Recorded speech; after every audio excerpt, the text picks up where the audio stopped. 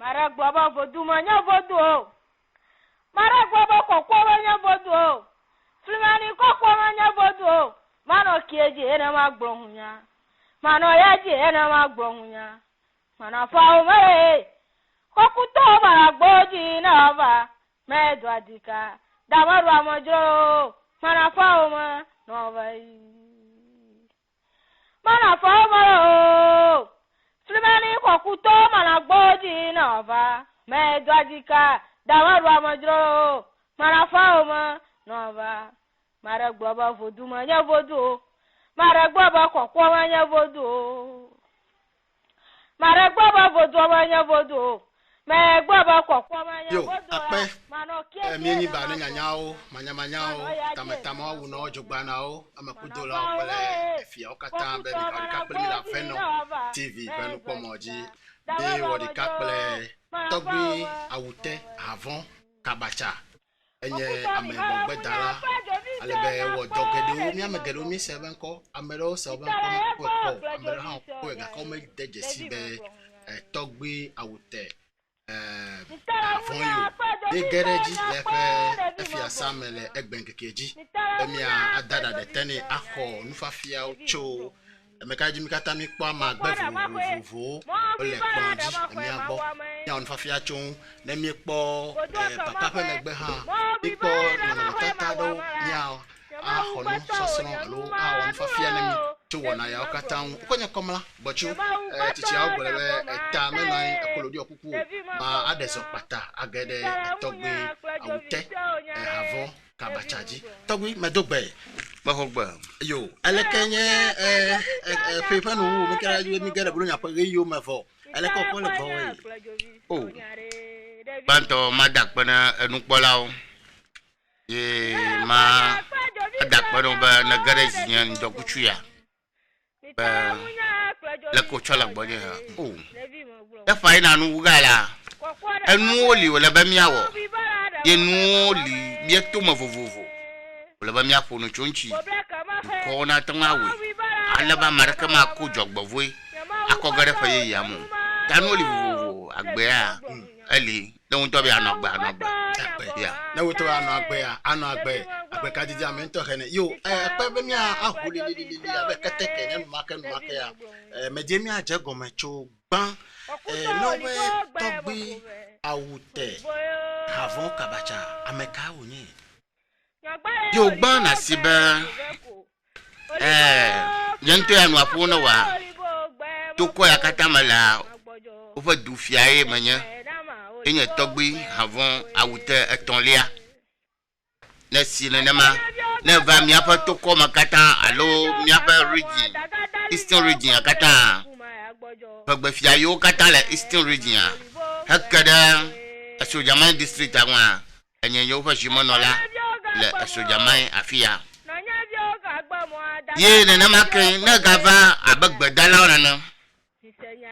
African Traditional Healers Association Eastern region enye yo fa vice chairman never Asojaman enye yo fa chairman la Asojaman ye de na ma African Dignitaries hello Prince Dignitaries never Eastern region kata alo Africa kata enye yo fa vice president le de kono nu papa jema yeta enua olive vuvu ikaba na ma fonu chonchia don no tata alo posawa usugwala gbagba ya yo ape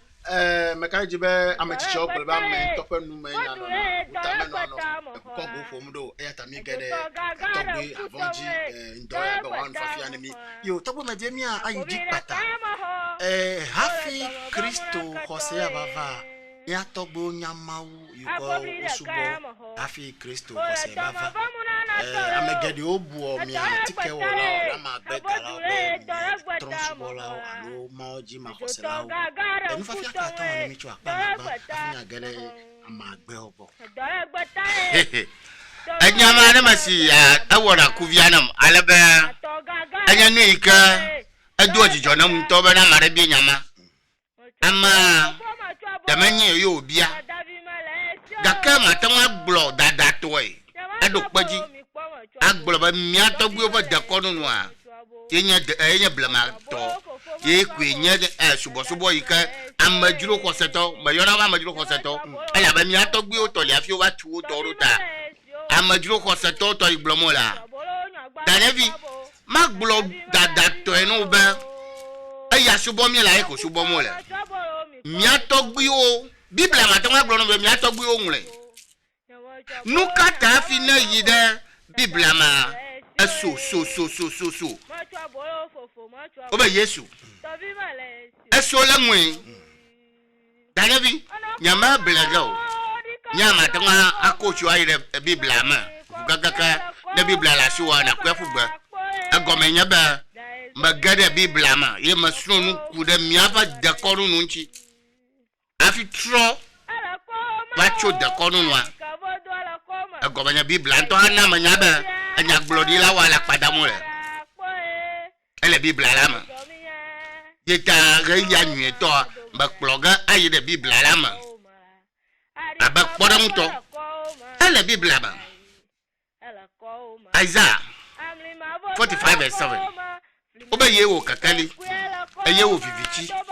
ayewo nuvon ayewo nunwe e makata ye mauga ewe kanya kagblomo le nemi Jeremiah 14:14 abanya glodi la wala padamo le ye mbadowo ye makpo on to to fa susu to nya glome kanu ka gblomo le nemi be ma wo funu pla ma do ikabo dowro da danevi nemi da Exodus 20:24 oba miawo anyi ko yikaba miacho agbon ple alon deji yikaba mauga na toji abayirami ele bible ma mi da Old Testament dama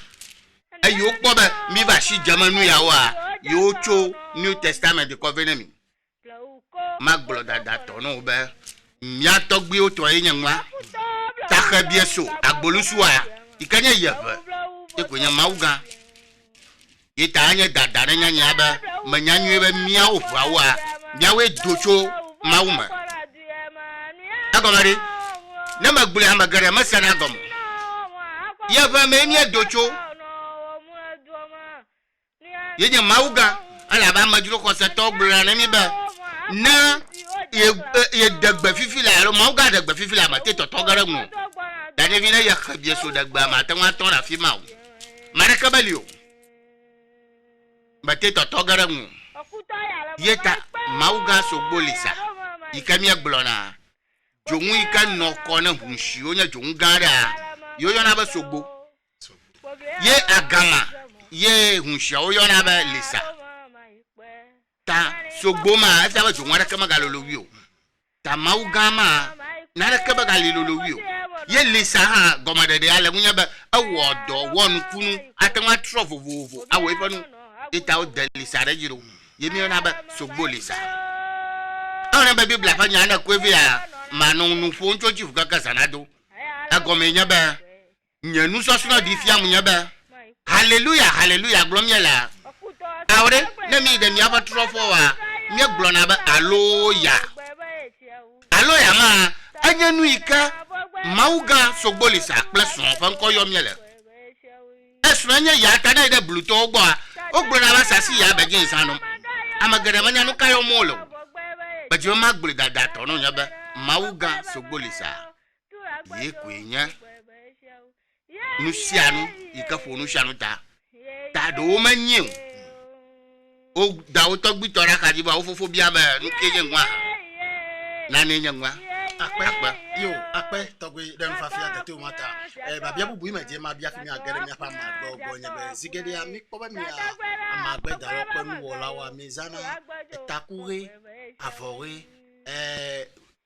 comment ça se kala avore mazaza una me awu no makuda ibolo dai chichie la wu awu no makuda ibo dai chichie la wu na po awu no da ye ode ala biblia la hamela ba mi awo mi aba vodu ko na mi acho avo vovovo acho wo pateshi na mon ala biblia la ma nyamajima fo nu fun kura fi ma wa ba ma cha tire da biblia nwa fo akpa no ga akale ko ma gblɔ no be mia tɔgbi o to enye noa nanaka manu kekelima abu yeta avoyi bode na nwa le vivitima ele ba mia kui akuma akare nwaji mato wo police o cho okpoda mu mata yo nya nu makula ita police o do na wi boru goma se allergie ma kana akpo hunsiade alokpo avoyi bole vinye abatafia na nya ba la fama o ye la fama na nwa le toma ele damo ele bo ji akare mu agbolo no onye enumba kulawo ye na maka mi awu no wa ali dodon mi daoli afi hunoli afi hunoviali da ya gblo mi le fia ame ada photo e ya ga to mi da ga do ba fi togbi ta na ma ba nu foga jigara alaba ma ko ga chichi ya magbulu watora amagbawo ele mafriko wajaji tututu chetula ene molema ta fore shari pleba comme ça c'est ya yo après bien que nous parlons avec Yomi la Veno TV que nous pouvons dire albe mi wodi kakple togbi avant tabacha enye amagbe wala nu wala lo awuno ike pe do ejele gbagbagbe amegede opo amro mejesi o ya Veno TV bebe emi anto kegbe ke dona oje mi anto ayomi ba pele ligere togbiji le retro ya be on fafia ya unami togbi kenya agere amagbe woni se gbo be amagbe oni dologbe o nami alebe amegede o ha obibe yevu tike o onyo mi apa me ibo tike o atik amagbe ya kole fia amagbe hatutu vunye enu fafia ka tan wo chona mi oh dajevi magloba amagbe agale bibla ba haba mi adu achiku chechi ya mi achugba ocho yodo ka amagbe de shade plefa do plefa padam na majagoma cho ene yakata minya nu nyanne agone kwa yakata minya ba ne ya ma dato mo ga ka achile zamani awo anu jirala asichala je gbagba na ji enafufu na po na fufu ko to ko nya ba na ji tobo ya bla godomani ala manya joka wonyan manya trona kabanu wona wonyan mi atogbe kabia so anto edu na ma na bla godomani ala ko na ma kpamu na wo ahange da o stoma alo fiasama atwa hange na kpamu na wo jingu arakago nuka wona de da malo fiasama na no fufu po na chiefoma na doli kubune danevi ma dato mo ga ka chile zamane de shade pe le shade ele ba mana ba fiasama ba plan no ele joleji enya na fufu a avo na fufu ya ika gacho achiji ba jani ba maraka ma bio to da maran kledo na wa na yo ama panko angulu panko avare nyan amagbaro gali azuba fi azu moto ta magbaro gali na pere nyan ko na yire dumoji na tira ni ba wa gban amamo fu dam no ajira do domi vo ama odomi ena fufu amanya joka ono dama dafi maria agbara la gbonya fia egbe ya masro nu tue nchie cho India to pa nu sosroma e ga jigede a nko ibanyane ko nya basa egbe ya viji visio katale na pa ma ha onyanu e watonga wo pli enya manonyi toy da daru amarefia ye o tugbe ya cho do te pa mane aloble te pa mane ko ele ba di manaku na maka na nye wonto yi na de te pare na kpoba awu jogbovu la fi mane ya wo gbe ya na tugu na shun na sisire ungu nwale da ya fuma me nya ofuto amedo ngbara nji oda po ala wo chole tafa mete wo nkuma kpoga gberegbere o eva do sugbo ala gbagba na we de viare banchi gbala jigbla le tugbe ashire fiako no ma pa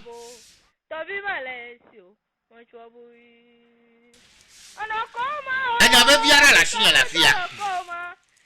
Ona be na ko jogwa gomi. Ba na patro de nuka o le be mi amagbato mi awo. Adoma hia. Nyonu are do la fama. Elechi. Na ba zoma. Anya jogbo fu enu. Wonto na wonana anya jogbo fu enu. Wonto na rukoda rukio. Na twegere fama. Yeko ne gaglo ba ye mama la fama yeko ye wona na ba vo wonto onu wona halem. Dana patrola. Agbare nya. Amagara o yone ba akuko. Daka akaman ko ikale shi ina pajaka ma walo. Lu anto jokule ba pa. Pajaka ma walo. Ma walo. Ila shi.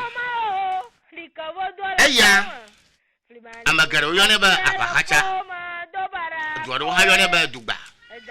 Naji. Egbeyoma wa maton ede ya magic igbe wo nya magbulo ifenchi nya viare gbo fi ma ba fia egbeya no pa ora zadu fe na nya ba amadango yenya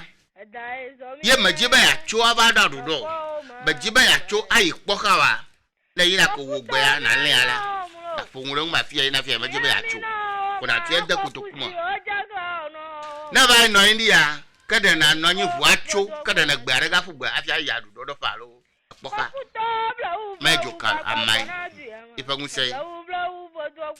evo agbeya ikana agbelichi magbara siyafia na lifia ko domoru chu amare pata danevi ni na wo ko nyaba na ji agbelichi magbana na tu klik ko na ji jo ma fi korama shira fodu ajina ma na no kra mi kra ma na beti se kra mi yi blone ba mi ti o ma wo ala doga loko na to la ma ho gajo ikanya agbelichi ba magba abo ye kan na mare ko sro wa shi wa ma nwodia otu eba ga popo o sro wa shi ore ji fagba Vagba ka o tura tadi la mamia duna ko. Ji vagba. Na jagbel chi magba to gba mandre. Na korema. Na kochidaji. Anyali na gbogloga. Azuba fi azu moto ta. Yako nyama dari bo. Danevi. Na gbel chi magba je vovo le chi amako. Ele ba ma panchi. Nano la lam edolo holo wala azu abira da kaya gbelichi magba ma ejo ka onyo ebo na be ade haye ka ko na ga to ga de na tu atochie amana na biado yenye chilaga ola yenye chinogola odaga wala anu mapa dole mapa yo dem va afia Nyacho agbelichi magba akpada akpadaka ble afakachanchi nyaji adapa churo dada dada churo dadia yakwepada nyanchi atugula cheshima atu afokpa kami edona adarema akaya ko plona nwe adarema Davi dazado ufogayeva ko ira poji na lechima Enufo yo makata na to wonte wonu gbegla wa mare were mu nfo makata ku baga doga na chogere fa bubu mu ita afara ka sika da jinu ye fa ma ko da we ko nji ko nwo jeji no fa igbo na ma na we ya vo ni na wo gana to do ko mo no ma fian ya tro nya jera jiya tane bia de kama de mo no fun papapa ala ma na gbogbo va mafian ya je gbagba mi aji eje iko da chu eje to mako voto yako nyaji ya kore gagbe ma ko aga ika du mielele du ko yi makana le ko aga gakpo Victor Iba mleto number gbele na ma global queens are the highest one oda ji o ma dan adereji ta ono jina na ma oda chunwa ano ne na ma o na jirero madaka maga koyo the one to show ano ko mano e fa na ga tro ala ba ga to na ko mano ti ka ga ha ba ga ni na be ya wo ro ko na waga ba pa ji ma ta enu fun li hanya magba na ye jagoma azakwa badoro adia maro yo ne ba apokuloma maro han na ba kokulu tochu agba wonya ka flare ma kokulu ba gbara da samu ha atanwa se ba goma ka ya shan wafu acho Peters asa kokulu ba gbara da wa yo ba daddy o ma yo ba dada o yene na maka ada bato va gbonya magbe ya ima dani usana ye eba amadodo Allah agani ti azumoto ta manya no katan ye bablo ye ma shira shi baboko na baba fia agbara la shinya fia ablo yo na ba kaka pempe ikabe mia fa o mia yo na ba dore makpowe ya iba do fo sugbo ni atako wo jala ma o le ne pore ka sheka hana jogbo vuwo dada ye nene maka egbe ya na mare li ba lo dom yun ifa gomaka na we vie ko ohanu nene maka na da bato o kulevi o sesenya kan hu egbe ya fa gomaka o mi ko na ra havivi ma ohanu adan lon kaka to hafa egbe no rukishi o nya ye fa nu ofu ha sugbo manye kata mi atama no gbogbomo olibo flimani kokule olibo gbe amoforo ma egbe ara shinya jongbale yemi yonani jongbale ya anye gbare ika yeji mina na odu anwule da to gagara nkutomle manya na magblo mina na wa mashama sagoma aja omi adadao yeji odu anwule na taji gbe afa cheche ife ku cheche afufu a na atui na fia amiro na ma amima na shimu ha gbogbo vore kama tanwa tare mu yene na maka atanwa chiro jujo na ko mana ba nyimlo ye gbe ya ntotonto amagbe ntotonto ha ye chudo na gba ana anao ikabanu ikawdo de nwa kuma tanwa wo donule dogbata mohola ana to gagara nkutomle dogbata baba ta fa ve biada egbe ya tadabi male ege gbe ikapana re amanchi ne ba nya fa ba po ma dui de ta fa kan mo to abolo fofo ma to abo basronu ya cho India to boy Laventa 3 yeko yonani amaro ha ba queen of the night egbe ya ganyaji opona je gbagba na ji kotoku na to avokotoku ikaba demi ko ire mi afa gbogbo mo nko ma mi yona ba conjured back that tui kotoku apele avo bamumu green ina kotoku atoge na ji gayo kamiaduna de karaka alo vuvu wa mandro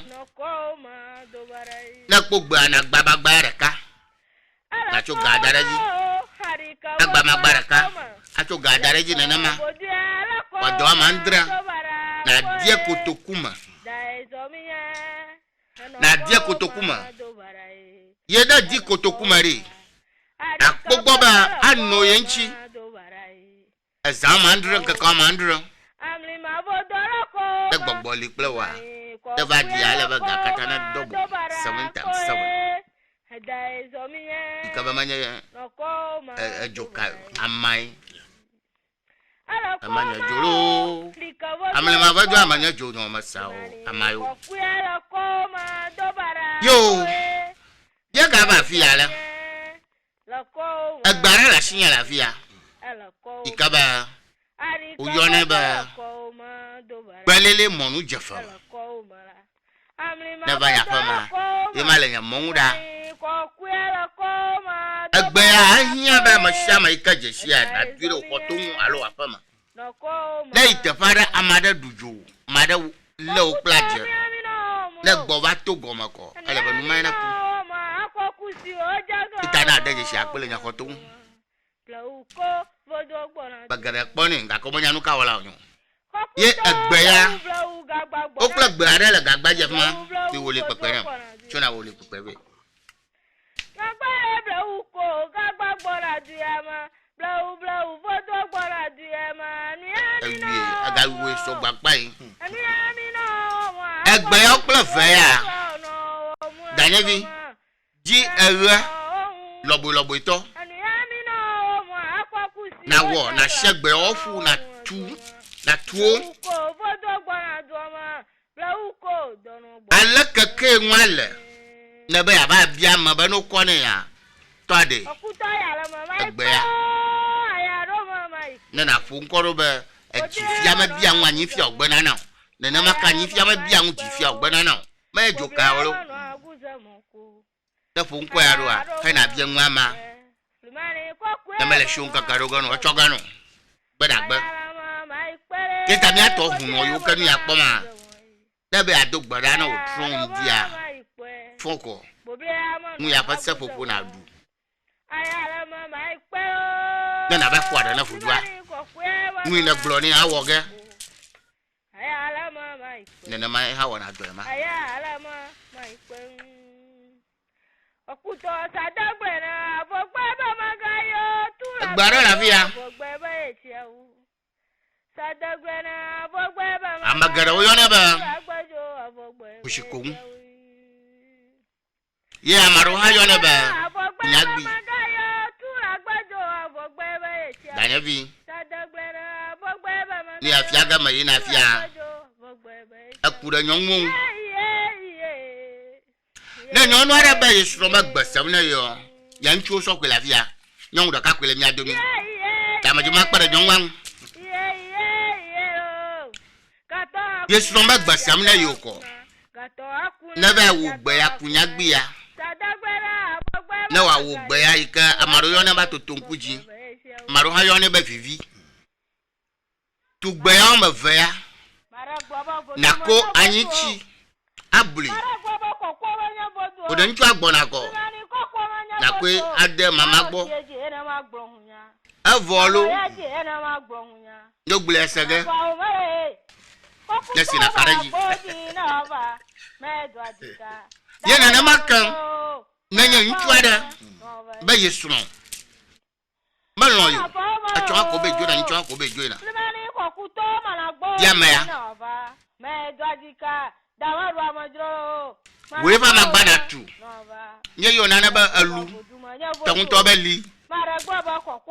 ikaba awusa ocho no kokofo me we na ko je para anchi na tu na nyo no anadu na nyo wa du ivode we fu nkoro bonare amagbajo sonye na gbajare kan kami nwada ge na nyo no agere jodo fi na ya ko je ko le bo ro kuju manglo ba gbede baga troba kunya gbi agbo nuka o ga wona le nyon wa ji nyon wa ma lon no gbede wa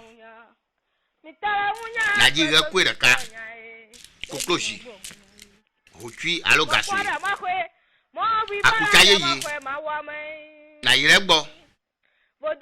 nko yi yoga na le ni yeba kunyagbi setami kunyagbi setami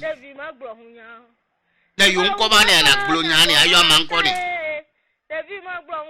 alaba na wo egbe ya adakucha ma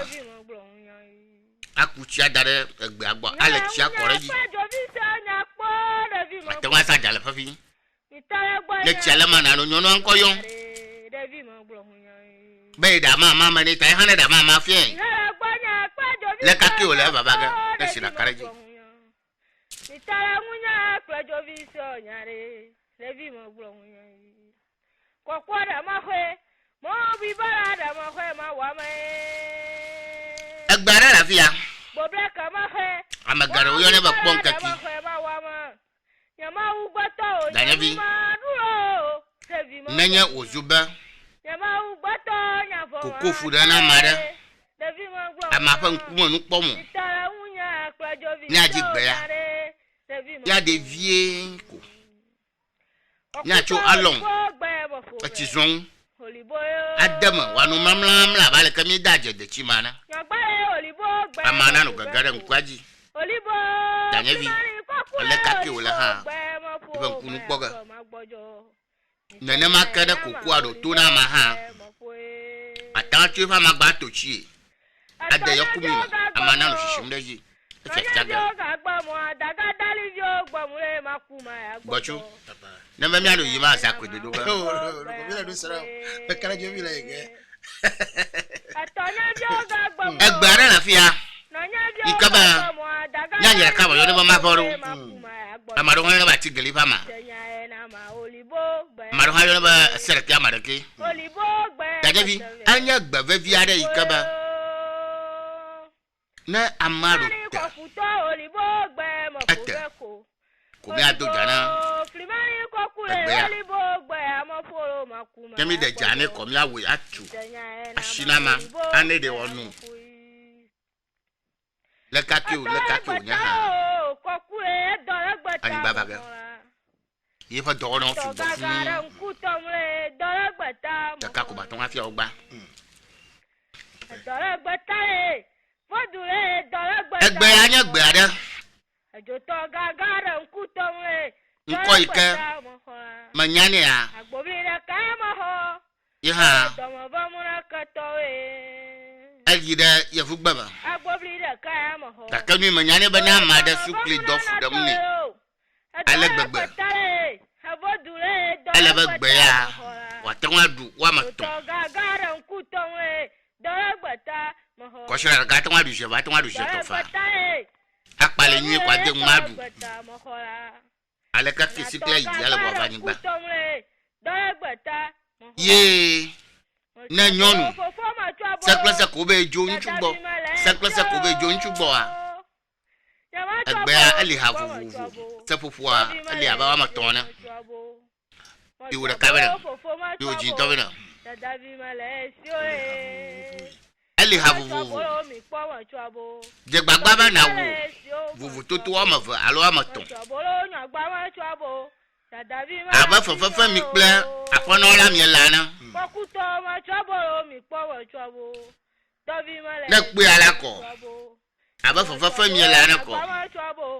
ko da shiri gbegbe anya po ni ko je mu ko ewe da shi be akoni awa nevo achoma joga ni choma joga ya makpa ejoka onyo amai tawe la apa ma do ko awo gbe akona mi alo ajada gani gbe yo kata glom yela da be awo gbe de konu nu papaji a ele ba na de jare kala koko wo jade de ma elo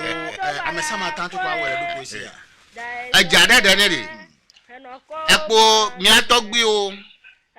to tubliwo yo ne ba jamu muwo yo fo na chiri agbedare tana be awu gbe no awu do ne ko le be na ji bli wo vi ada da shi nye jai ka daga ne na kore gbo agbulun ita e ba o ga na gbule ni afia cho gba o na makpo le ko gbo ni e bli wo atanwaza ege na makpo wo atanwaza poida e do ga yo gbo na bo de jani bla ba ja yo fu amli ma bodoro koma flimani ko kuela ko kabafia gba ya ko ya aya maro yo ne ba enugbi kokuto ni enugbi na mola ma o je tu achira ma le ara si to ko ba do nyan afi ba nya ko ya na aya fa do sugbo egbe ya na mara du fola si o bebe ma fa ka gawori manya joka oro manya sasa abanya je gbagba ayi de gbe ya gbo na iga na jiga kokloji le koklovi fini ayi kofu mo po ko shiravo na ba yo ama nko ni ba ma ya le ko du fe shi gba kaka yo do ero la ba ayi na ba san tale yam tangu ya woga ye vale gbofia anye ifa jijio koshi alokojo ye ba ye na bawe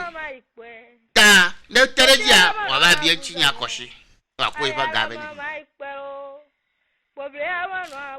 kora chonu koreta koklowi fini ya na li na tutala mu agafu areji ko da shicha dara kom kora jogbo during the Globana no Jojo, Magia, I got no Jojo, who no Pia over to Fireman. There is only my house, over to Fireman, but I have 5 years. But you can, I might.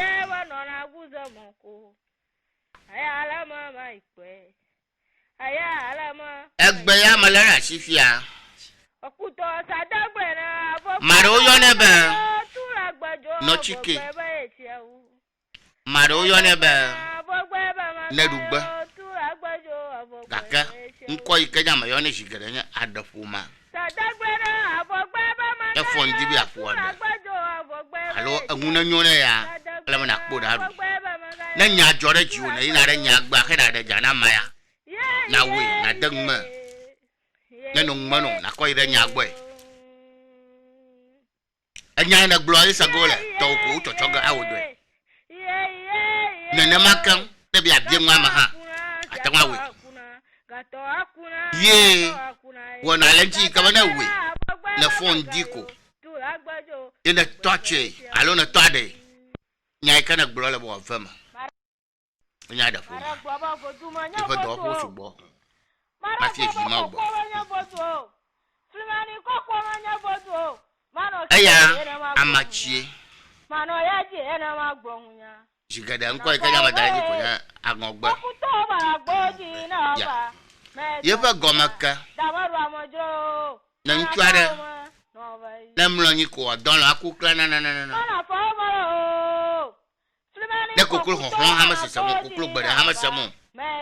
do da foreji ko e ko gbro na ba ya ire don fi ayi ba pofu ale gbegbe ta didite mu abo na ne jojo na ne nyanwa ni ajojo ma akuram kaide na amagba ya gbo na we fo gomaka na afli popo na datu pama na ji anfa fiun abachu agubotaki koreji na nuna ha na ko hareji na manuna ha na ko anochi enechi reji na nyavi asako ko gbadara Devi mo gbohunya ada lafia ikaba nko ika manyania yekonya nuka sobuichu sobui achua aya ba atinje toena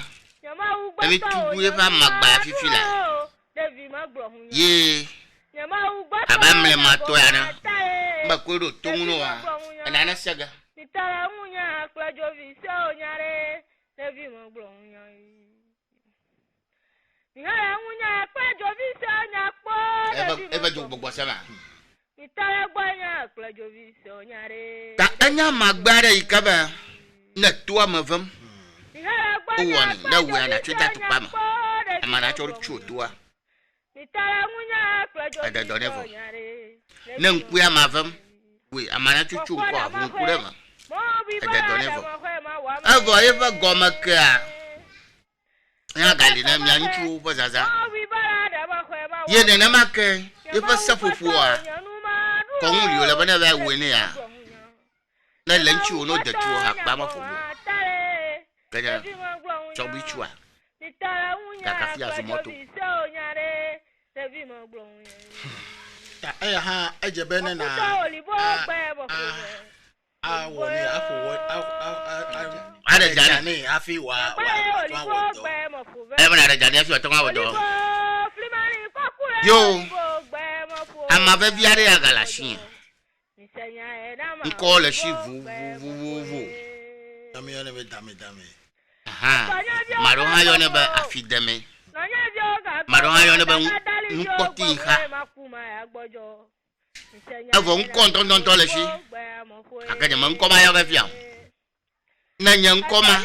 yo ba madabu ojiji ma lo won to view are zo ma lo fu mo tore zo mo be gbogbo mu mi ga nko semo konuli na ba wol nkaka ma to ezawa ma to na magba ya fika mala le gbogbo na swa we shigbo o ma nya fika o lo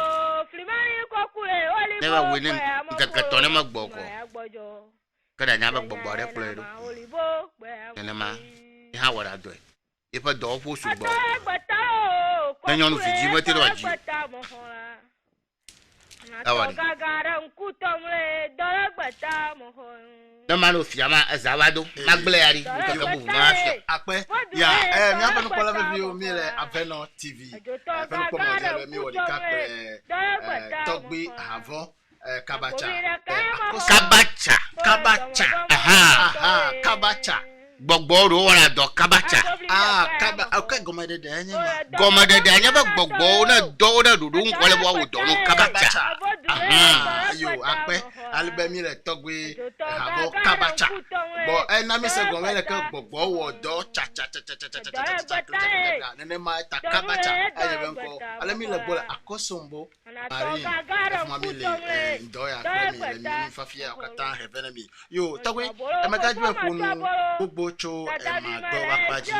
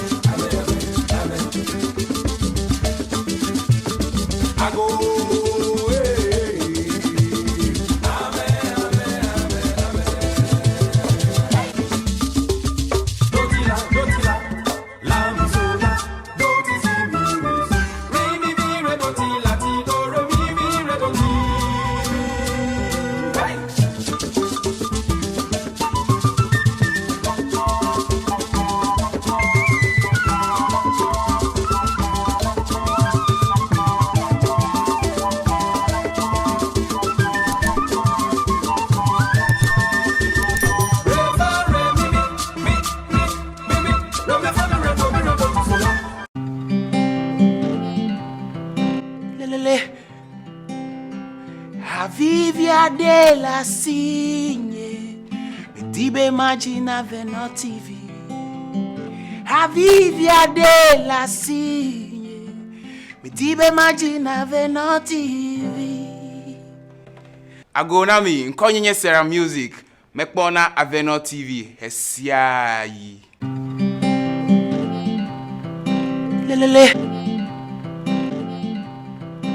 Ape mi afa no kola video mi ka trobova mi le togbe havon kabacha ba pe me alebe fia same ayale nfa fia yo wo ne mi me ka jibe amagbe wetavo fe ne mi eyi wonu fafia cho kata on mi bu ka le plojo ma wunu da be ni mi ayiji a ka du ban ke to ha ma wu aya ko bu gadu no akaba bia be fi ka ma bia ya be to be do ya gbe ya wa te pe yo ko le do le amade yi ko ba do koko de egbe aji menya be do ni ya le go bubu ma egbe uti ke yo ka fa fia ewe ba me gadu cho ko spirit gbo kata na nye be amede dabi gbe ya one ne ma de unse me na nya be unse le meri alo na unse me le meri nu kamiawo yo Danevi ni majuma glo na nya sela o plo nu polo nya mna enu yo kata no jojon de mi aji ama e kata nya ti o me kata nya gbo ado li anya mi an to mi afa nu wona nkata ma glo nya maro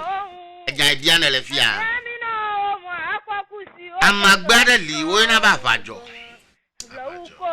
da kashenchi kwa abloba kata otwe da kashenchi kwa yo miana Danevi na nya nyonu nchu kuna kpogbe ya kuna dava lo na de kolo kuna do daji awu lucky na rokio o lucky ma shano afa gbogbo ana fi manu gbogbo ma mare ye won awo won to ewe yeta amagbe ore ahinya ba mi ale bada amagbo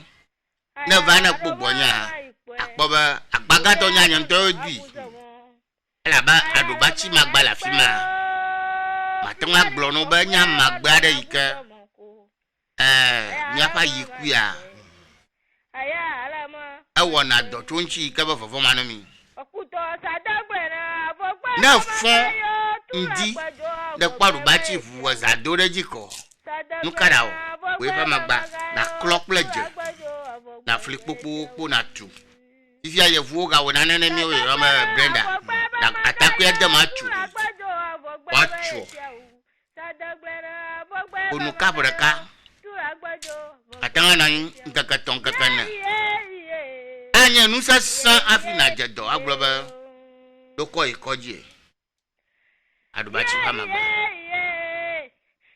ba kama keremani itana banya agbanya madu eyuka nya fa jogbo nuko wala lojina ikabada ma force ha ma pe tananya mia atika wunda gba oji a anya anu ikama damajo na yagbele va chika wunda ji afai kaka abami afa foto yuka nya tanwa wonu shanu la fa jogba damajo ma gbonu pola yo ya fa pola makaje ba bia ve vie ni ba bia ma ni bia cho ele ka komia megelu le manyamanya me mi chron egbe ya o akia ona me to vi ni na mi ya tane be la Veno TV ko o ka ple togbi avo na o ka bacha ja gbare si adebe na anu anwire di apasa nwire na anu anyi aho no fa fi abale ka ba global nu atro nya no jinya ba mana bado fina bana wo gbare we ma fi na na mi egbe ya wo fia akpoba ala fanya bian ye ko yana ni egbe ya anya gbare ikaba ba fi na na la fi agbaba na nyonu ara jole nchu gbo va se toy nyonu afanko aji padlock nene makeda ganye nchu ple nyonu nyanglo nkora agbalaji play sheet agbala ikaje konyu ko nyanglo nkora ji akachara klogui bra kuna mayo klogui awa akpagato segoma ya me okama segoma magboda ko manu be klaruba ya kachara nwala wa ato ma fanko akachara ji wa ato kaibwe able emi blama aha yon kwa gbo na fi de shade o la na trogbo be de ka gbo mo jora gbogbo la na trogbo ba gbogbo amama to troga gbo na sina kareji atrogbo yo ape egbe ha de bia wa eleke ma epe kala nene makulia nene makono na ma nu ita bedeje shibe ita mi atogbi ona be diamdo a maka fian ala ba no asrofe na ba ne da nyia ma bago nye to na kotokuvi acha fo ya to kotokuvi agbe ya no na ma ataku pora kada no ma ye na ji aku fosa aforaji ono show ne ba gbe iga na funure te fa de shade ne do a na mo nya glo na glo to glo nya glo na la no do to wa le ba ma sha na bia ngure ngu ka kana ma sele gbogbo mo ne na ma je o pe gbogbo hon bia gere ngu we ma ta na wo ga ba na sele gbogbo me je mi adeso akede mi ko be karuba do le kametika nto no kanya pe do chocho do ka wo na ya ele vinya koma ajibe na fuwe bon koro de na segba fuma kunu chunwe no yo anko anya papa hejufu tata mo kwa to na gba ha kuno omo kosu gidinku papu mo anya na gada buru pa ta po nya agbagba to nya anko ewa ano ba ayo fu nkoro fia won to na sibe pepele nwan oyo ne be papa hejufu tata mo kwa to omo kosu gidinku ba klo pape ma jan le la gada hu eru aho amata poru nya agbagba to nya danya vi na nya jore ji ole kake ole ko ti nya o anyi gba nya o na lenkurenji apoba papa pata wa ji papa tuwa maton la di claro ba ma ndran na ba ko mi ade de egbo enya ma nya zuga gberegbere o le kake o sese ma fi nya gberegbere o fu fliga fu kaka kaka a o mo ti ate ku gberegbere ta nya do kai o nya le do piashi le po ma nyi gba nya o ejare sare ko emi gere gboko nu yen ko nto poga na sina karaji ta moto e ma le sina ku la ma ne ma ka nanya be do ma hi amero le ya o ka ha churo si do fe amere ba fi ale be o wa bu na zada me bubu be e ya nya me ka chon la pa ma ri de enu ya wo to a awone no nya ore majo ji hava o gbara to jo ji apoga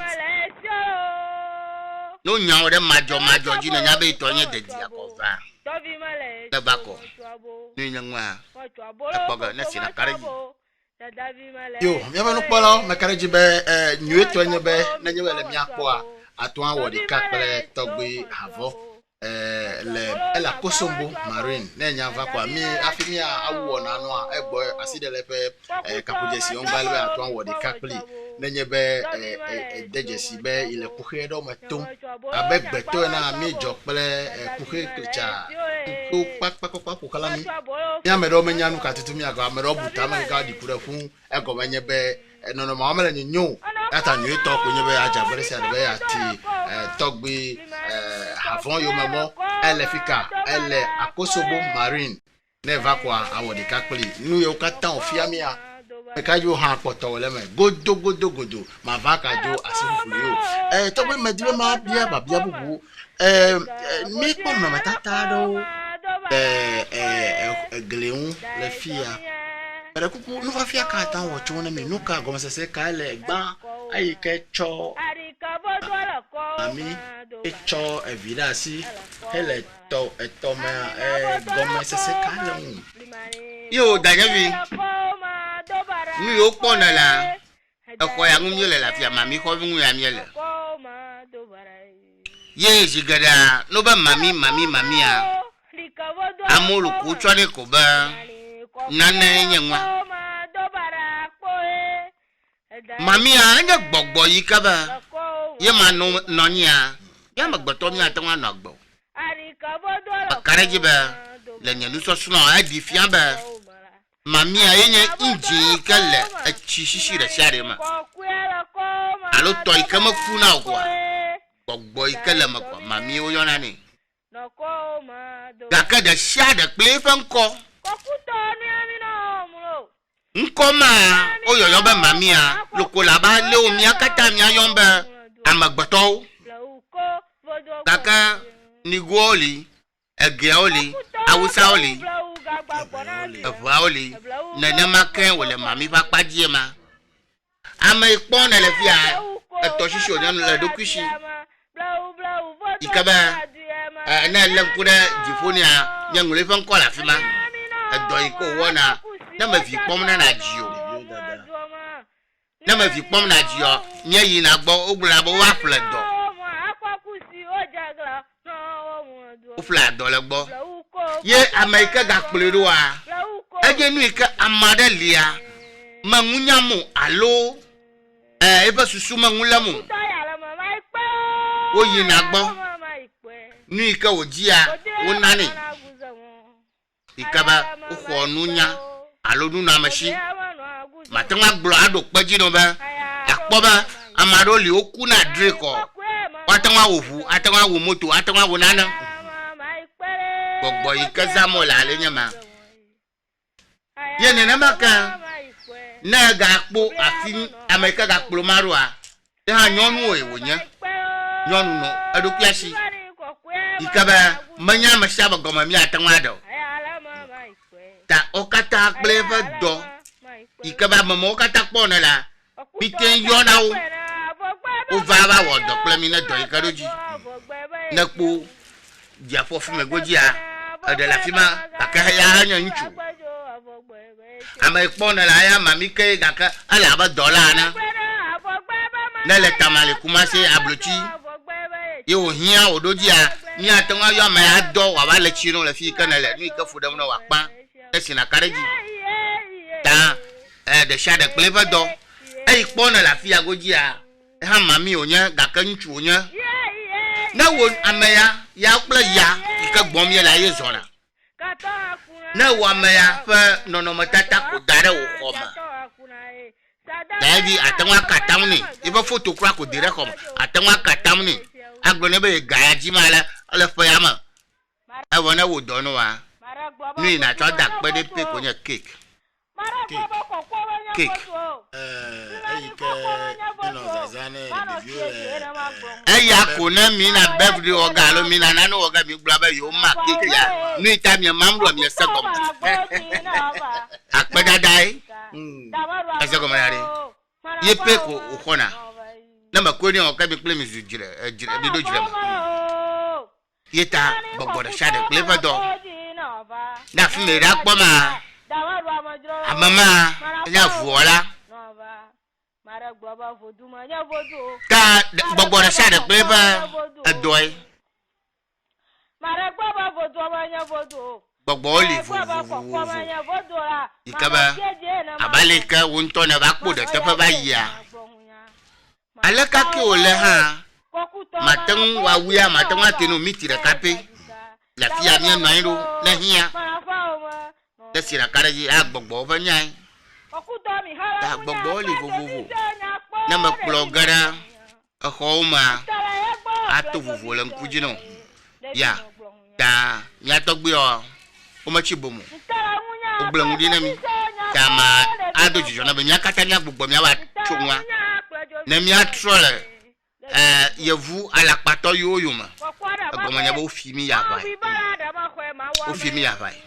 yo ape amegedo togbo buibe mami pere ntata ya o le do ma wo do kakarika twana ni polao ekopara ne emiyo ke go efia mi fia kakarika ta na mcho na mara gbogboro mami fa wona do o ku via dem But you ma bia mama banari. Enya la ki le toshi. Afina majuro ko setoba matro jima. Jawa kutia la kore tamani alo jawo oni nyoma re toa. Enya la ki ama. Mama na jagba odo ko shima. Nanne la fima o deje shi. Ye tane chimo chofuma o iga ku ya ba kore ji o. Ba atro jima. O de chitama. Ewa ko tiare tamano. Ewa ngula baba na lechi ha dachi tama. La chire tama. Kaka wo iga tegere toma agba do dogo ba yo de chitano. Gaka na yire mi atogbu yo ba vodu ogbo a. De je klo wa now ahana no. Wa now go na do. kokoko na be ruvoju ako ata evi ewo ya magbo numa na du pape chi o kore ta mo re ke yi na re ji agbo ka ke nya ji motro no a ta makara ji ba magada matin da jeshi arokuyawo maji yo manaba miaga ikaba nuinye biblare maklo vonchi da ka na magbule amaklo mi kwa ida bibla ma mi akhri akpo fi ka glomale manya yevu englo bibla mi atogbi wo englo bibla afi wo o to trom vukaka gboko ba mi aflu megba tanu enyanwa de bienyo yo ape majami ale nkude azan yo ka duna zigeria mi yana petra maza pe novi o vava wo de kakpelo alwe mi do gbara ne mawo akako bia be mojino akọ mi yo ka yo de toma wa awodo pe ya me paza de mi du wa lo coronavirus fe wona ta we be azame vaji pe wi ye me de gare ka oh abale kana fonu fiana mana na nyaba kaka makata ba wo sebe malaba amana fufura ta fara su yena ba fa ya mamye le fa mi tru fataw ka khomachi ko miele ka miele khomachi ma nye jojombe jinu va pankaka bi andragba ye wona kata goma jagala fia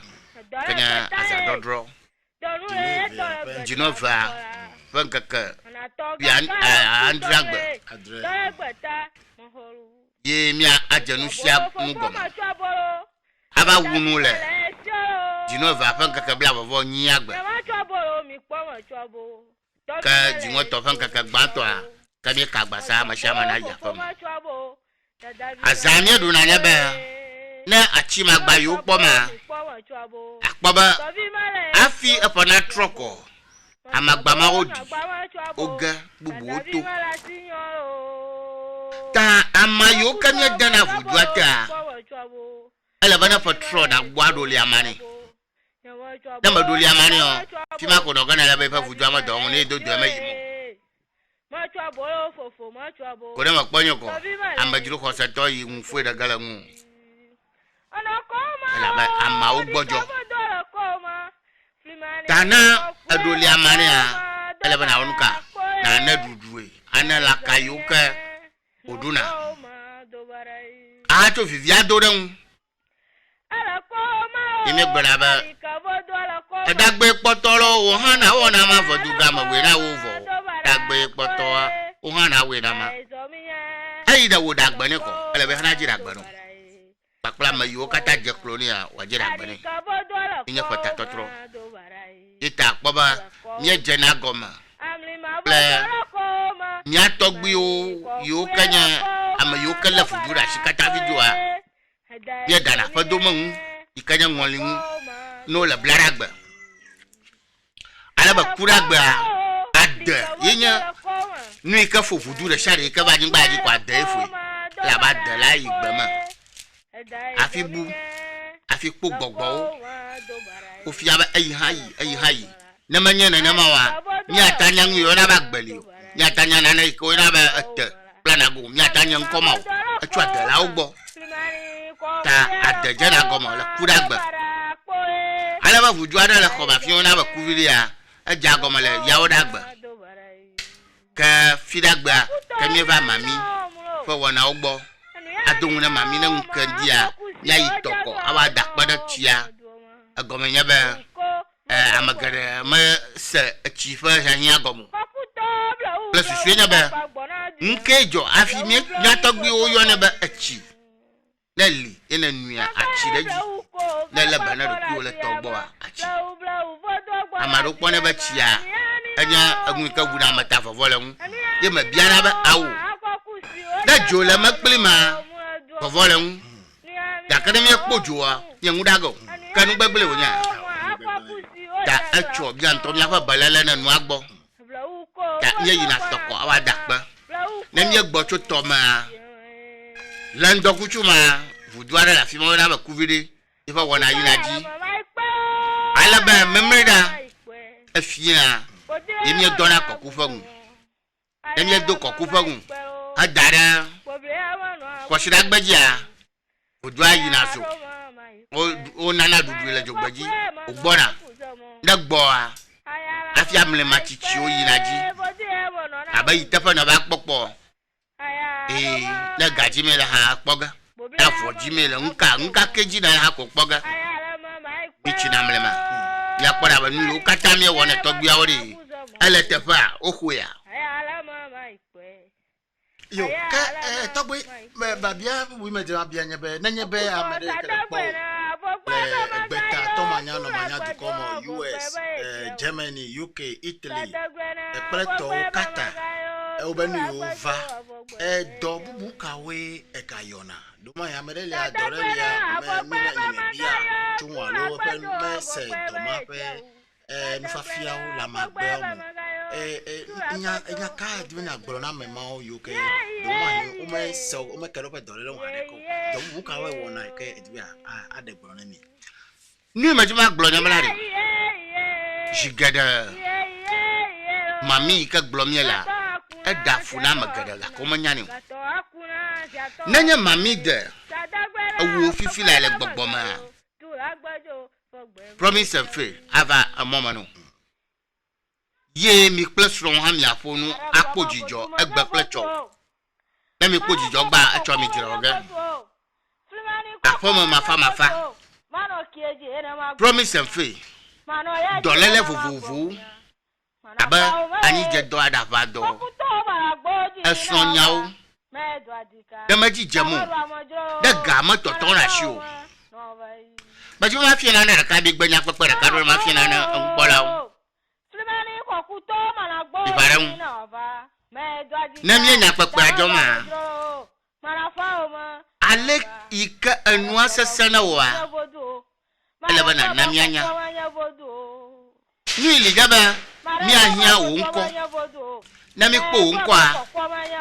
gbogbo ra kali mi o nko chogani a chenchi o akponu ikanya kuhia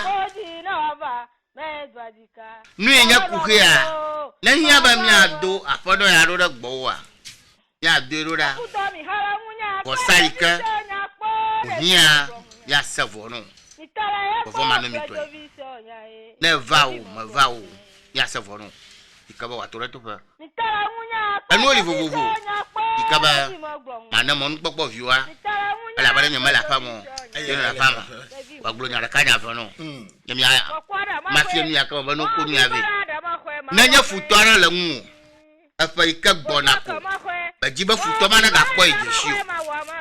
mo fi aga bia yo akpe me ka jwe enye mi so so mi le togbi avo kabacha bo fi la alebe to ko nyebe na jagore se le ya so nu ya o wa atwa ko pe ka pojesi ne mi le papa mi ada se le ka pojesi on be atwa ko awodi kakle dai me ke ko jwe ni awodi kakle a e mo no popo ma libe atwa gereji mado imenya papa vi mayoni alo togbe vi mayoni dakia enko ka mayoni to kuku de me na vayen togbo majebe amabubo ngmadi akenoto nko ika gbogbo dareja ye ntona yo nko no na asa akpe kemi mara kuku o nto ayo nko na yo nko nya pelikple do ha for am pelikple ha for am akpe do va ble kaka akpe peli afma ko le eyi bo aga mona tuga ebe ko yo akpe etowe pelikple babia meji ma bia nyebe mi amegedi wa bebe to nyonu ba paji fifi ameyo ke wo ping-pong akplo so da ide for samara kulu no tro ko ba vijiji tro so agba amegedi amerobe nku yo ko po hafi oyire gbedo ko ma alo ba wo so no da we be vi me ba va amerobe yo ku dra yo ni we drome amerobe kakani yo fo abaji bete po agobe ayo dokpele nyonu le drome e ya probu gedo nyana do ke die fu ne bebe to so he gedi Webe esron de pe vivi sese e va troz de sese. E no fa ya ka kan wole mi ya me yo pe le Avenor TV po le kan vivi se. Yo mata kpono kple question ya na bia. Apagan to le question ma na bia ma. Acho pie ko ban kakado le miashi anu kakado le pabu kwa katama. Manya loki de onye nkaka. Ta bale na nya glofia na nya so le alo na nya vintu vida ina so de po. Yi masre manyo ina ba de so le nkaka magia. Agbon ma kono plus ro. You have about 47 days, which is a very bad day in the year. Kebana de so le nkaka moto gbi o domitore jia. Ati ahe. Ochisu akoveno gbo. Ta ina na ba esora gafo. Akpojijo. Ada sola soda fa akpojijo ga kana ira ko moko. Nguna fa wo pasa. Lenka kama machonu. Na madan kakama. Wamba fara. To dara fama. Alaba. Na aglonya. Da sema langoko. Kafiaba. Acho kabele. Nkakama jodon kwenu fia. Anya nusa sanda. Ikaba nkakawa ma tonga le nkakawa ma blana go andrama yana kpofu afọ ku ha anya nusa sabada chiaba eta shigaro nya sanaba afwaro kpafọ ku amo kata oku nkakama nyu yana desno le gba magbaji a na nyo no ma jo le gbo wo ha ya kpo to ma fafa o kala nkakama wa ma ton ya kaje seseto a Jimwa ton fan kaka ton ba. No ji de viade le nkaka magia. Anu yo gblona ba aga alo reya ka jama ukperem. Amama we ba no na habuna to alo ba zuna da ba to no na moji. Enu manu chito alo abie mu afiadu. Ye na mo ma kparo ncho ha o mo no na agbaji jina o. Na mi chola fuma. Aga ide jiwu anya pankaka wi andragba etolia nya jiwu asheke pankaka gbanto evelia ple blato wama to katale jiwu asheke nkaka mawu ina kpoba na mayu ka jakho tutula nkaka magia na yin kwa kpoba aglikpo a chiani amama ti ko ngu gbegbegbelu afi odo te faro ko nu kliko ko anu jojo ndeji aga o chono me adori gbegblebe e katanya nu yo ka gbogbo de fia ikaba anyan kaka mahia ba nya chofo fofo daga ya ni to ba ma yene mi da kada ada shina nu Ta bale to bi blome ya na nya nku agblemo nku kula na dolen kaka mojia bagan to mada nkaka mawo ina na makana mo furam no na ko be da so mo furam no ko maga amlo do kyoto mo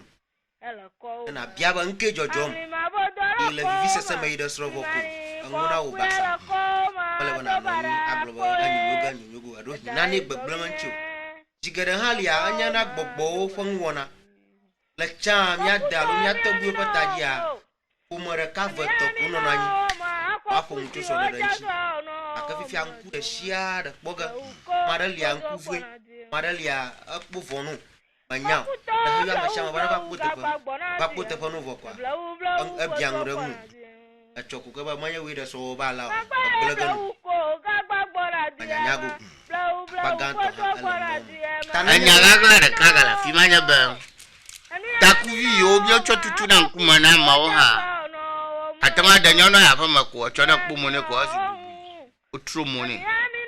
ejona poda yo nye konara ma famu ata danyo no ya fama ko utro zo bubu na makonyo wa shigi akploji chiga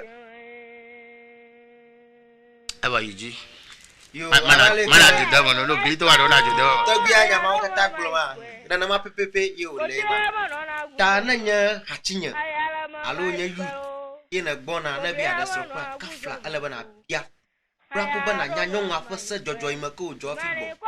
owuntu hana nyo jojo akpoba ye plapo no mai na so repadi na yo wo re kare jojo ma ajeji na yo alo ma ajeji no afina virus baga chuku na gara so da fu ala wana bia ta buto bwa bara ba upa waria ala mana ma tananya bagbe ina myanko sema na mu da funowa togbi da va nya gara nguma agara bogboma planchila kata ma ko ba nke fu adam no ha ala shoba gbogbo anamya nya moji miato afi mu kata na jeje afura yo babia bu ma di maka bia nye togbe zipi benyao lesigede asebe amerele a jole fia sami lo ko me ko chua enye togbe de topo enye fia jebe o fa jijime viare wa kanye efia gakeya megede obibe efia dudua enye nugbegbe alo tron subo banu webe amometi nu viare be togbe zipi ma wo la pama zigede o nu ko nsenye be ele nu gble enye bo jona ni mari ame o metanya na o nu ka mi wo ko nye peperon akopera mema togbe wu le fibare o ba fuchichi ya fugangu chona do fufu huau aglo no chifu ako afuga ehu achiga tanya na biare enya dadare onya na bia nya domo no nye vem de enya mauta nke david domo nye vem na do ya mafu ajipiji noga na ide solima ha ajipiji noga na yi trobo ha ajipiji noga kanu kata mi aglo ba jipi anya ngbegla dana vina galasho mako jipi no no dio agama boboga ko se me biara ba mi adomi to ke po blafo agatore po me ga pepo na wajagba wadejeshi ogbo ba me blafo onya amata kuchona evo hanya gato ameka pepo atanwa yo agbe no be pe la fiare ye nana maka agato ma jinafo kade na jiva avo afia koga yeta jikpi amanya nu gbagbele wonyan o na galashi o ba ko jikpi no no jo o gama agbona fafiaga na divia ta abale kama jemi afa de konu nu gomo no ba nkaka ale mi wona ya jikpi yemi wa to fona tai kanu shanu ikanya wa okata koshi noji kada koba dagba elinu jigada amaro wa ko tronde to ba fame e trauma malo ko choko ba ko na ne gbagba mu la fuan yo ba ko trauma chove bana ba go pare mu la fa gaka ayimu no lo ma ga ba no nyu anya kple wo mi ga dudu na ma trauma wa ashiro go to wanu mi akpon ka gbogbo koko ya ka do ma fi wa ko wa bia ya makuna kafla mina na wa raja makuna ala bana ma jivifia ya ajeto ma nya godogodo na ma jiama wo ala ba ma fa ya na ta wa hoje ala makweni ala ba ma chichokula ba na fi akpu ado ru fi atafa ta gbogbo ma ikanya je gbogbo ma ala fu ma godogodo ta nuya mi atogbe o ba do shi no maji e mi ga dudu chomu ni okwa e wala plashi mi apon da gbogbo ma je goma yo mi nlo bebe na ne te ko ma ba dana dinu yo ko sofo ala patomo na ma ba sofo ha mi awe yan sofo pastor o ala patomo ko gbara no ba fufu fama nguyala yo mala danevi no gboro ba fofo we wom ko wana ba dabi fofo nwa fifo dia lolugawu ayi kana ko bayi ta nyagbe ma gboro mo la amabable enu antoli le wokuma anna duko katana sagom ba shipia manya ngbagbelo nyo ba pomia to fia do le shipia o maga wona shipia e ma biana ba mado ye fugbela fia ka Christian be boxer American ji ko se pa be nye chechi topa atanga ba church na ba ya to ko ino viva mu wa gban wa nya ga ya po atanga jo Agbotu do nya nguna bla. Awo, ma to wajo. Kadu ka glonyele.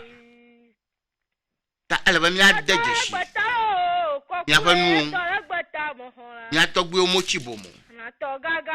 Yo vuo je gbagba ba yo atan. Atro mi atoma. Akwashi magba. Afia monemi. Agomanya ba. Ya nuso suru. Adi fiambe.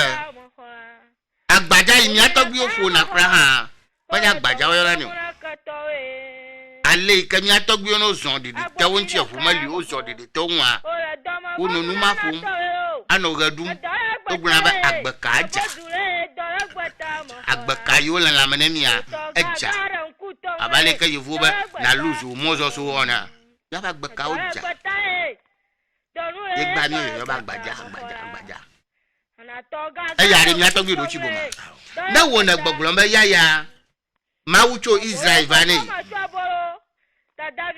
Mauma va yetogbe o manya nanako. Yetogbe obo mo chilawo nya.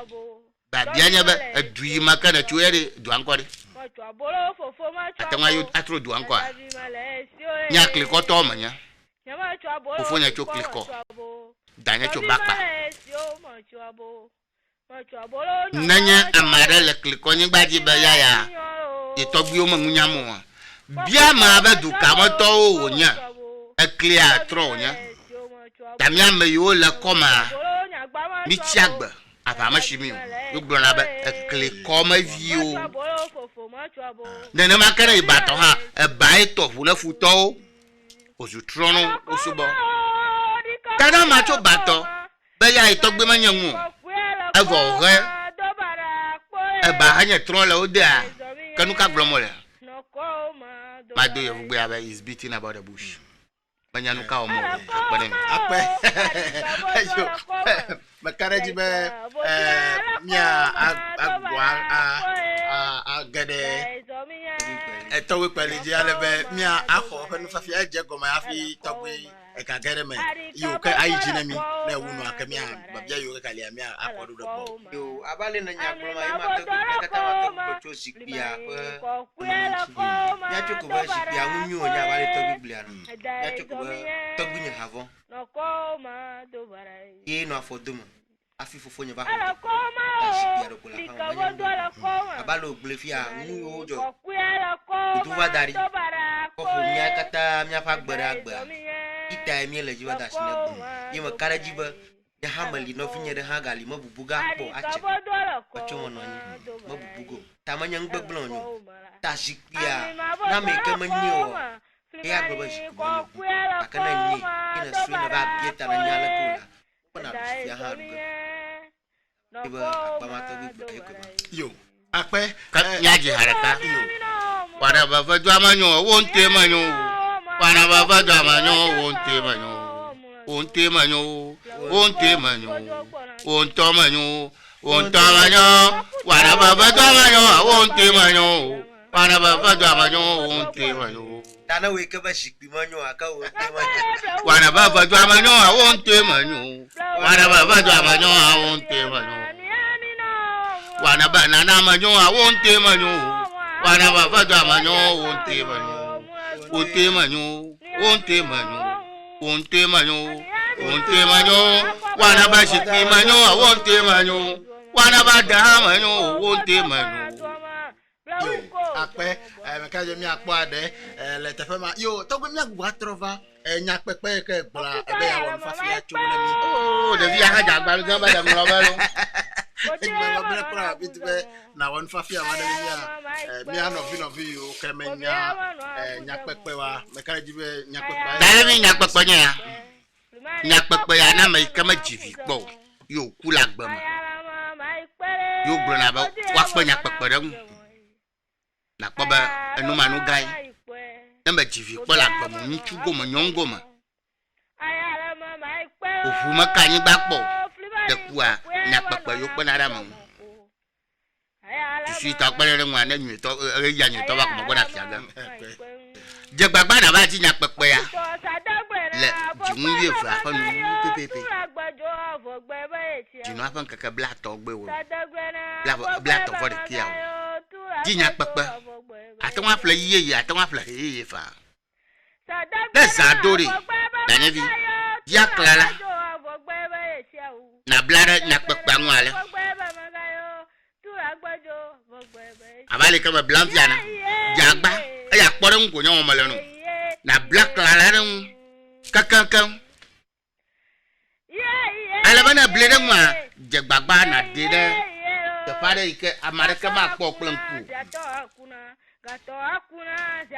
na damama ano dawo jijia ehema lo yima aklala na ovoma na din nya kpakpa ajin afle dem kakankanko achokplava atochi azamama na unkandia na nano duro papa da share no na madaba na kufu maku alo mare na do ngbere nchi o na makpo je shigberegbere esi na karaji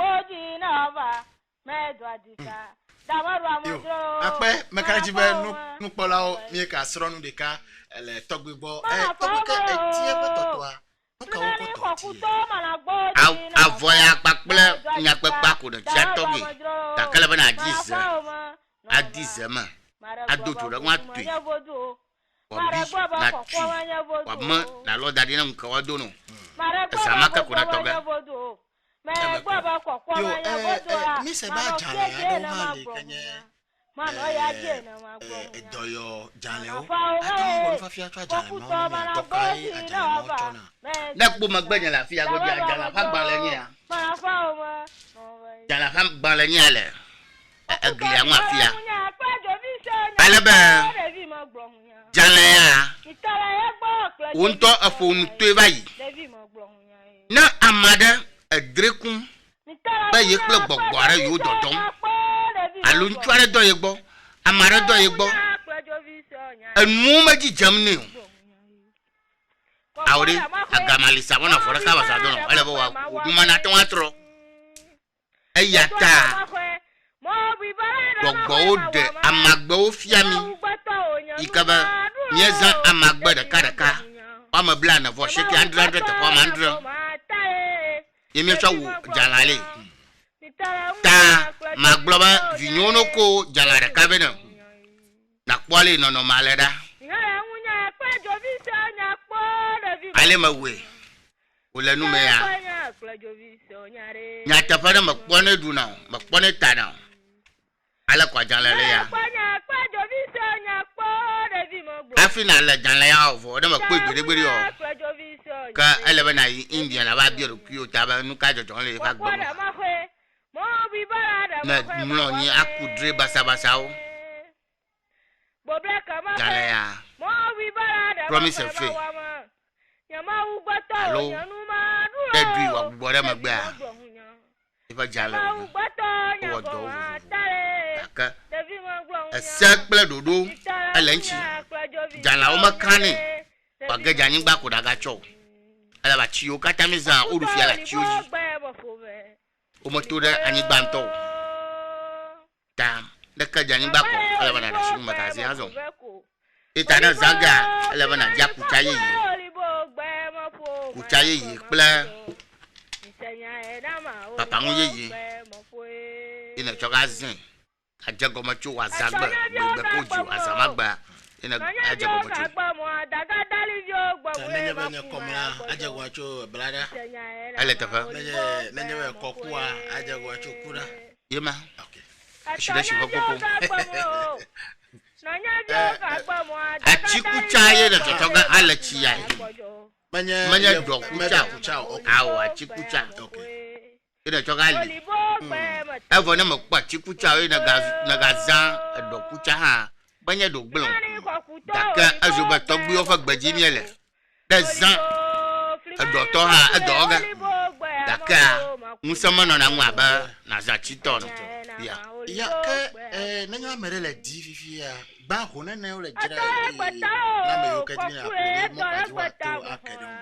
aya ablo chito ha mi do ne de wo na mi le DHL ko mi do ne do ye aya pona la sinya anu ko shi oni million ba fa ye ma jira ni aya fa mama mali million da ka ye ma jira ni tamini ore ka kple mi o me fe takeda la blochia ke adui kanala de no address aseni gelemi yako yiwe ga anami gai ko la bara kharata o mi eduido abakashu akovino door to door yo ape eke do ya mero di no chi akaplo no yo plo le wona fo megbe kapo Jessica we atanko dare ni mi na no bi ko yo chi akaplo atanwa yomle 0244 054 089 maga yaka 0244 054 089 0244 054 089 Allo agatang agayom le 020 668 4241 020 668 4241 alona lankure TV agoma akpoga le TV agoma e de carrage yako pelino sa plando kuchu ape ka no vi o ka di when you va afia de marine akosomo marine de akosomo amala bubupo mala akosomo eastern region ikaba amagaro ba dam city kia ko miapa dam ajocho kwa bala fima da do akosomo station na lon na yom ami ado fura wa bako alo na di station ko blobe na de marine tazi de shade ikene poko blobe na de togbigbo wadi o de togbigbo fofo mano mitwe yo ape miapa no pala vevio mi ese togbi awute avant kabacha benko nyame ke kabacha kabacha alebe nenye bes enu ayore yevu toji ikaba yevu nya klojire le biademi kabacha ko maya sera mto kabacha na ko ida yevu to makal ko na ngloba kabacha akpe eya mi wori kakple alebe nemi ko do majojo pe nemi travala mi medema golenye be mi ada sebe ka kujesu mi aga gbo yu enemi ake nenye be mi le pe no no tatao alo nu yo ke won fafia na mi kata na mi le de ha pe location efie ke direction ka cover gbokata mi awede TV ete na no po akobe enu ya eya leji towe enyamo bu ka be deba bio mala ba fi mi a ada sisi to enya be mi gere blu nya pa ge yo me zigeri mi sebene fedu gbodo le ka nyama jopo enya ekono do nya ojo na pleto no fafia ka tan wona mi cho beto mozozo papaji amedo jikose do bulebe nenyebe afoku jole moja nenyebe asandu do fe keke ya odole onyo ha uka bia hono modi doji no fafia ka tan wona mi to akpa ma fi mi ada sesito yo danyavi nu imagine na gbo no fi akonya ba ona mo na don ku ya vinya gbo no ba nke kado lia o ma dama ji matanga gbo dada to no ba mi apa Ghana mi anto ha mi to fu papa dada mi adokuji aba kpora nto akoyoda on the 7th nchoya on the 7th abade president ada kama atanga bi gbagba awo Ghana wa nyo gbedegbede o dada to e na madal no na va ni plinya yi ni beti salo ma fienu itaba nya glomdo ye nene maka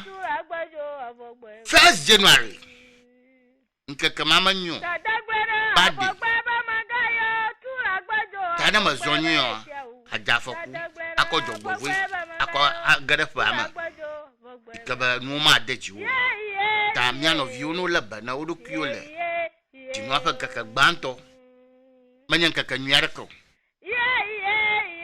ye magbule aya lore jidudu agboba nu yo kata jojon fia bakareji be nenya do gai na de konunu togbo ikaba nova Independence Day crowd go crowd ofu achiri ya nu yo jojo ti anya anya ji concept bro number nu ya o man jojo mo ta ma de pupu na jirudu aba no je gbagba no tro mo de koru no anchi na nu yo na pa na mi aba du koma na mi adu mo ha ya ko fufu de du koma apere ni ya we ba wo ape toke me dana mi afa nu pola bo wori ka pele mi me kare jibe ebu ha ya ka agere etogbeji alebe nfafia ole abele ko gbele a abazan do eleji le fejunu vele afa nkeke fejunu vele afa nkeke adre kaka badu bravo enyi egba wi adre 70 ha wi adre badu bravo enyi egba abazan eleji me de madun gbebe Aveno TV ya no togbo le ri makata ahe ya pelu de ovena mi dape to kebe mi odi ka pelu togbo na ba ke anye 0244 054 089 maka yueke 0244 054 089 allo 020 668 4241 enye benya kane togbe kola efi kele to manya pe no manya du komo wa atwacha kakle togbe eyi okata ezakeli o na ya atonemi mi da pe no de o pe yi ta be wo de kakle mi keke ama na wa nyu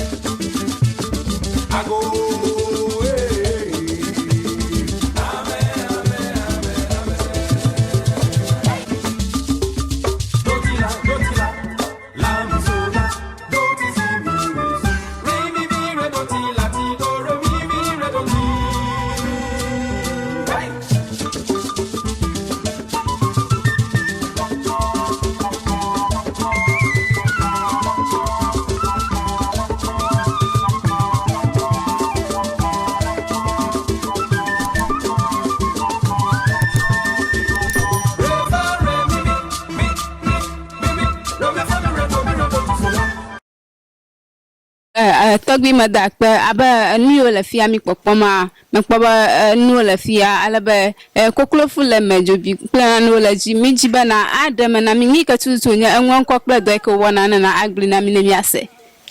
yo akpa o aba vodi akpo na la fia ankonya amaga aku ye nana maka anya vodu ara ika honama dagba nanya ba dolala gbogbo na da funu jokatoru na no won kleto kata na ba ko ku adashi ne wa damagbanu yenye vodu ka lafia fu po na la nwa ifa la kai ka nye chonani na nye ku bana va ni yo ohona alo ni yo duna na kovia fu po na la to wi ka na kovia emi nyona wa kone wa ko tokpore nchiu wa susuba na vore na va wa tokpore nchiu voma atei magba evelia vodi akpona na afia manya fofa vodu onyo ta fla na nya ni ye obiao alo ni obia ba ya ho ha baraka ma wunene na wonya hoga akpere nchiu agbo wo problem so kata no ko enya ro ko na ko ga dara afia ko no fiam aha kunya no jijimne yinto na tunya wu baraka ma he choga akra ne efewe ne hajimne enya ko kenya nto akwa na no hajim anu anya glom ne ba efa nyinyi na ho dema yento na chula kane achoni koklo yo agbo yo nke yo yente uga nanama vudu alema na voduru nya ahwa mashama na problem de la jo gbogbo panyanku apopagarancho ahora agba ebe wono hajimne majima ma bia be hada shara ko jinani alo hato yara la shi jinani la shi jinani depend nya igbona la ni plepa haya jigan la ni nya choko ba na chola kane bana hula kane nana kpoba atia wula kano ha halinya jina harwenya amaga kushogbo yentona kuja kama kamu amaga kushogbo yentona kuja kama kamu harowema kuna hajine na wako na ba ifa gboya le rasha yin to na kujaka ku na hoga dama ye ni agbon le ni wa wojino pepepe ko yin to la kachoga vona na maka afimia jela kachochogo ma ha nye biane ba asimasi kemi chova shi deponore ate ajota ate atokporanchia na hoga manyamia we hogo mi ashira ga kokuranchia darafia ni na hoga ko yin to na chupa kablinu kokurama pepligo na no fia chon dizana do hana mi va nyam ha mo jojogo vona mo hogo ko na twene ngaka kokura chubi ahudu ka jamili tanana ma global na hoga kwa into woni ke do fia be amado va na matan hona wa so so do li ke we be ni ba amado va matan hona wa nanya be na vagbo yemo howa mi kuna ngmakpli abia muita ma howro ado hia kafla na nyanyonwa ada fokpo ma hogo kana gbaja adu togodo ma nyaba alumio nyaba ada fukpo na nyaba ada fukpo ngbegble ya na wa malegwo wa tofanya darajio wa hofanya achoni adda kukuni afi wa ho manana ka waga fia anya babi manguna wo kuna va poto kubo ko agbo ya ho de manana ma babi mangu ya na wa ada gafia madakpe ke dole ha ko ha pa do pa le vo alo katang de kaunye ikatang de kai e panguru hona yele ya la fin ta ife chizei voduantei amije vodueta amijeleji ata eviewo beranchi ta nmu hona afi wona doema yo